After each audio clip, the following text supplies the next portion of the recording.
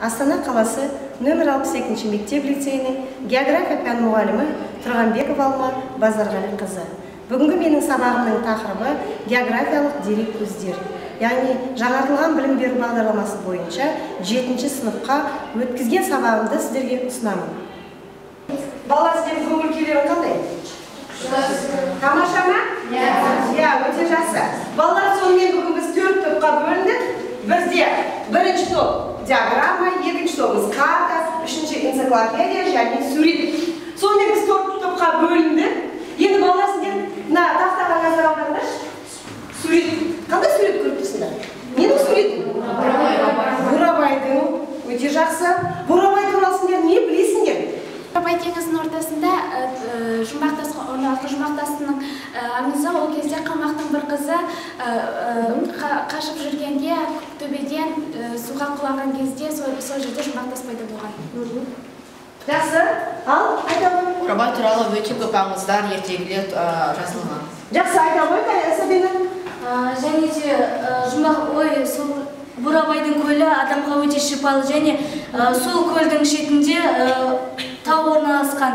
Ол Оқжетпес деп аталатын тау. Өте жақсы. Балалар, жалпы біз осы Бурабай туралы ақпаратты қайдан аламыз? Айтыңызшы, Расул.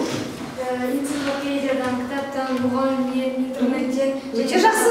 Сонда балалар, бүгінгі біздің оқу мақсатымыз, қараңыздаршы, географиялық дерек көздерінен жұмыс істеу.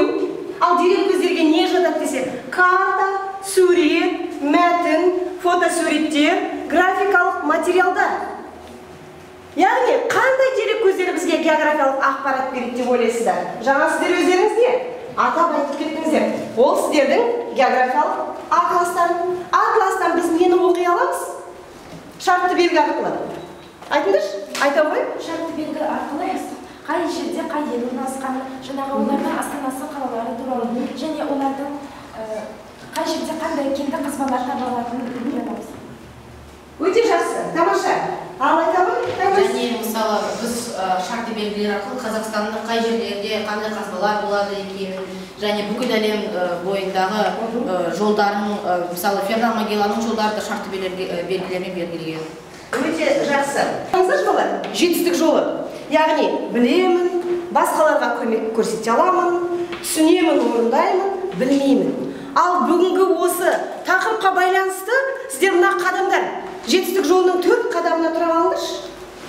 Мұнда бізде, білемін де бізде бір оқушы, басқаға көмектесем де 2 оқушы берілді. Одан кейін бізде көбінесе түсінемін, орындаймын мұнда қанша оқушы? 6 оқушы. Мына 16 оқушы, 15 оқушы, бұнда білмеймін деген тақырыпқа сіздерде қадамға тоқталыңыздар. Жақсы, рахмет, орындарыңызға отырсаңыздар болады. Біз осы дерек көздерді, жаңа өздеріңіз айтып өттіңіздер, энциклопедиядан, атластан, картадан, яғни оқулықтан, тағы да қайдан аламыз дедік? Интернеттен, Google Map'тен, яғни біз бүгін тақырыпта Бурабайға байланысты егерде біз интернетке кіретін болсақ, көптеген ақпаратты не аламыз? Аламыз, таба аламыз. Сонда бүгінгі біздің оқу мақсатымыз географиялық дерек көздерін не істеуіміз керек? Сол бойынша жұмыс істеулеріміз керек. Қазір сіздерде оқулықпен жұмыс, оқулықтарыңызды ашыңыздар. 29-ші бетті бір рет оқып шығамыз. Сонда адам баласы осы қоршаған ортаны танып білуге өте құмар екен. Біздің табиғатымыздың қыр-сыры өте көп. Сол қыр-сырын табиғатымызды білуге Емі бір орында тұрмайды, ол жаңағыдай жерлерді, аумақтарды ашуға дайын тұрады. Ол үшін қолданатын заттары энциклопедия, кітаптар, атластар және тағы да басқалары. Өте жақсы, рахмет. Енді балалар, сіздердің кітаптарыңызда 4-ші кестеге назар аударыңыздаршы. Картографиялық әдіс. Жақсы. Балалар, біз картографиялық әдісті не үшін пайдаланамыз? Адик, не үшін пайдаланамыз? Кестеген нұсқаның жерін білу үшін, қайда баратынымызды білу үшін керек. Өте жақсы. Ал бақылау әдісін біз не үшін пайдаланамыз, Ане? Қандай кейін білу үшін арқылы біз ауа райын болжай аламыз. Дұрыс. Сонда бақылау әдісін қараңызшы, ең тиімді, ең қызықты, өйткені біз оны не? Бақылаймыз. Далада, мысалы мен күнде ертеңгісін жұмысқа барар кезде терезеге қараймын да, ауа райын не қыламын? Білемін. Сол күннің райына қарай, ауа райына қарай мен киімімді не қыламын? Киемін. Ау? Геоақпаратты Алшырхан айта ғой. Қызыл көлікте GPS навигаторының жүйесін қолдану үшін. Өте жақсы. Балалар, осы GPS-ті кім қолданады? Міне, бәріміз қолданамыз, е? Мен де қолданамын. Қай кезде қолданасыңдар? Айта қойшы, жас. Таңертең остановкаға тұрғанда автобустың қайда екенін қарайсың. Өте жақсы. Тағы да айта қой, тағы да. Мысалы, отбасымен природаға шықтың, жолды білмейсіз, сөйтіп GPS қолдануға. Өте жақсы. Азиза? Мысалы, басқа қалаға барсаң, сол қалай баратынын Білу үшін. Өте жақсы. Өте жақсы. Енді сіздер қазір өздеріңіздің дәптермен жұмыс. Қараңыздар, географиялық әдістерді пайдалану. Өздеріңізге екі әдісті дәптерге жазып алыңыздар. Бүгінгі күнді жазамыз. Екі әдісті жазып алайық.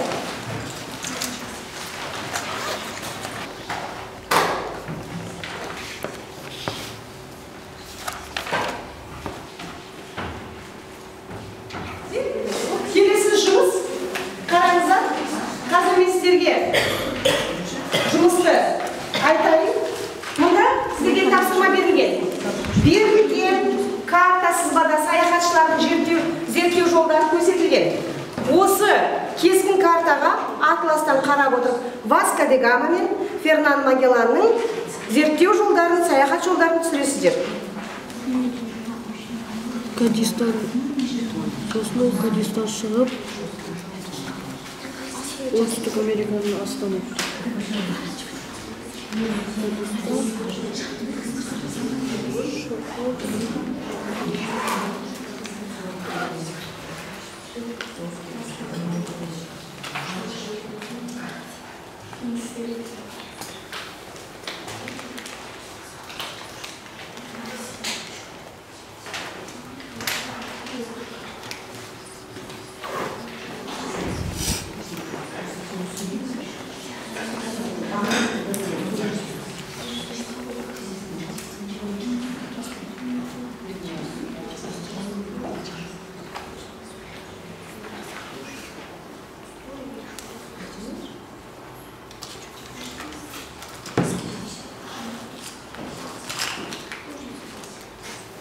Не істейміз?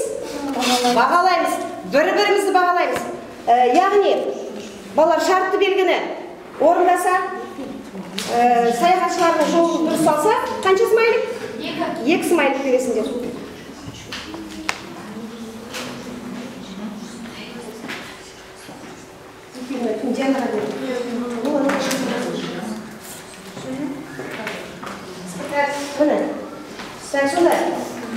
Егерде жұмыста шартты белгі, саяхат жолдар дұрыс сызылса, екі смайликпен аламыз, бағалаймыз. Егер біреусі орындалып, біреусі болмаса, бір смайликпен. Сіз диастікін бағалайды, сіз диастікін бағалаңыз. Қарап бағалаңыздар. Смайликтер жапсыруға болады. Екеумен бағалаймыз, е? Егерде дұрыс болған жағдайда. Шарт белгілері бар, және ол жүру бағытын дұрыс сөйлетеді. Жақсы. Жас? Шарты белгілері де бар, көрсеткен қай жерде қайтыс болған. Өте жақсы. Жақсы. Мінеки балалар, қараңдаршы. Яғни Диана мен Жастың жұмысы. Яғни екеуі бір-бірін бағалады. Өте жақсы. Рахмет. Васко де Гаманың жүрген жолын көрсетті.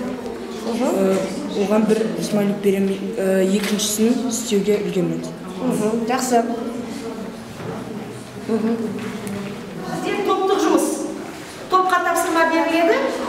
Бізде бірінші топқа сурет беріледі, екінші топқа мәтін беріледі, үшінші топқа сіздерге сызба беріледі, және сіздерге мұнда диаграмма беріледі. Сіздерге бірінші топқа мына оқулықтан бір ақпарат табасыздар. сол ақпаратты не қыласыздар? Постерге түсіресіздер.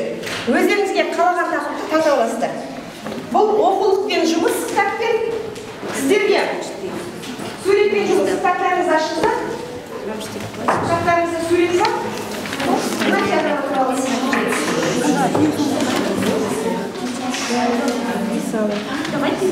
Жалпы сіздерге мысалы мынау туралы мысалы көрдіңіз бе сурет туралы не қыласыздар баяндайсыздар. Бұнда не қыласыздар жазасыздар климаттық белдеудің географиялық түрлері одан кейін оның өзі жаңағы температура жауын бұл жерде айлардың қандай уақытта қанша градус болғаны климат ауа температурасы және миллиметрлер көрсетілген. Қаңтарда 150 миллиметр минус 35 градус болған.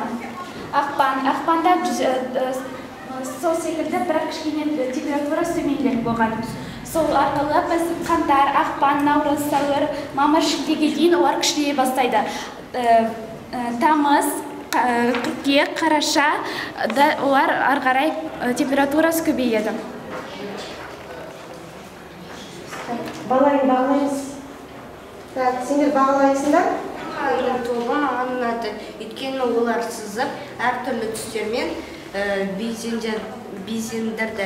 Және олар атылыстан оқып білді. Жақсы. Камил, мұнда суретпен жұмысы Камилға қалай бағалайсыз? Менің ойымша суретпен жұмыста олар өте жақсы жазған. Мәліметті дұрыс айтып түсіндірді. Бәрін бір параққа өздерін сыйғызып, бәрін жақсылап мазмұндап айтып берді. Өте жақсы. Әр топ өздеріңізге берілген тапсырма бойынша қазір бір рет оқып шығып, яғни не қыласыздар? Қорғайсыздар. Әр топ берілген тапсырмаларыңызды қорғап, осы ортаға шығып айтып бересіздер. Яғни зерттеу әдістерімен жұмыс. Әр топқа балалар тапсырма берді. Тапсырмаларыңды қазір қорытындылайсыздар. Сіздерге қандай тапсырма берді? Ақпарат көздерімен жұмыс. Сіздерге дұрыс географиялық әдістер. Жақсы. Ал. Полный топ шықсақ болады ма? Полный топ шықсақ болады ма? Не қылды? Полный топ шықсақ болады ма? Болады? Ал шыңында келіңіз. Бірінші әдіс ол сипаттау әдісі. Сипаттау әдісі мысалы біз бір жерге барсақ, бір жерге демалуға барсақ, сол демалатын орынды сипаттауымыз керек. Сипаттау бізге керек себебі, өйткені біз сол жер бізге қолайлы ма, біз сол жерде өзімізді жақсы сезіне аламыз ба, соны білуіміз керек. Екінші әдіс ол бақылау әдісі. Бақылау әдісі дегеніміз ол біз далаға шығатын болсақ, біз ауа райын бірінші қараймыз. Егер ауа райы суық жел болса, біз жолын киінеміз. Ал егер күн ыстық болса, біз желін киінеміз. Геоақпараттық әдіс. Геоақпараттық әдіс ол отбасылық зерттеу жүйесін пайдаланады. Салыстырмалы географиялық әдіс. Демалу немесе оқу үшін бір елді мекен таңдау. Біз салыстырғанда елді мекенді өзара тиімді, тиімсіз деп салыстырамыз. Модельдеу әдісі дегеніміз ол бару бағытың қағаз бетін түсіру және модельдеу әдісіне мысалы глобус жатады. Ол нақты модельдеу әдісін көрсетеді. Жақсы, рахмет балалар. Отыра қойыңдар. Келесі топ шыға қойыңыздар. Сипаттамасы мысалы Қазақстан аумағы болады, басқа да елдердің немесе көл, өзен, солардың өздерінің аумақтары болады. Және де біз оларды карталардан біле аламыз, және де өзіміздің көзімізбен көріп, барып көруімізге болады. Ғарыштық, аэроғарыштық, оларды біз қарап, суреттермен мысалы қарап, басқа ғаламшарларды зерттей аламыз. Ол жерде тіршілік бар ма, жоқ па, оны біз нәрсені көп біліп, ақпаратты жинаймыз. Энциклопедиядан біз ақпаратты аламыз. Біз оны өмірлік бізге қолданамыз. Жақсы.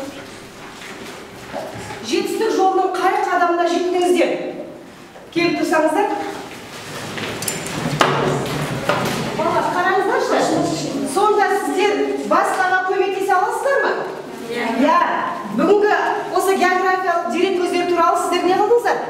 Білдіңіздер. Өте жақсы. Рахмет балалар. Орындарыңызға отырсаңыздар болады. Бүгін не білдіңіздер? Қандай қиындықтар болды?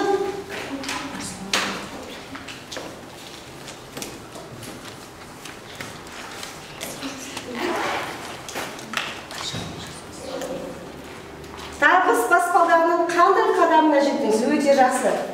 Өте жақсы. Келіңіздер, тезірек балалар келіңіздер. Келіңдер.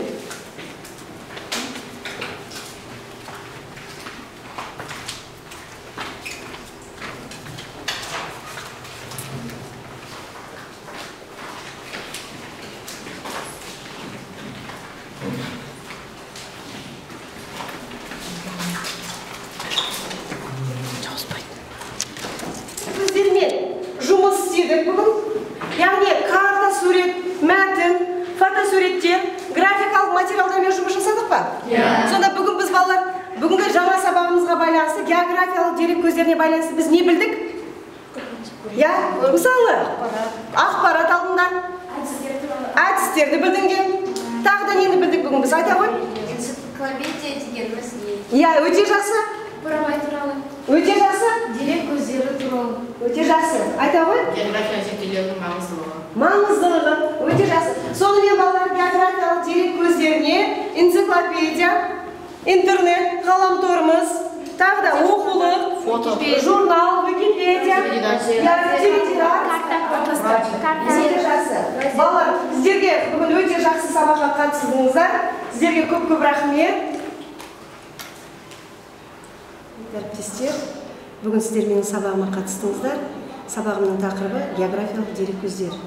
Енді негізгі оқу мақсатымыз бүгінгі біздің балалармен картамен жұмыс, фотосуретпен жұмыс, мәтінмен жұмыс, атласпен жұмыс болатын. Сол жұмыстарды бүгін сабақта біз орындадық деп айта аламын. Балалар негізінен бұл критериалды бағалау, балалар өз-өзін бағалау, бір-бірін бағалау, топтық жұмыстар және өздерінің кескін картаны сызған кезде олар бір-бірін бағалай білді. Енді мен жетістік жолына тоқтап кеткім келеді.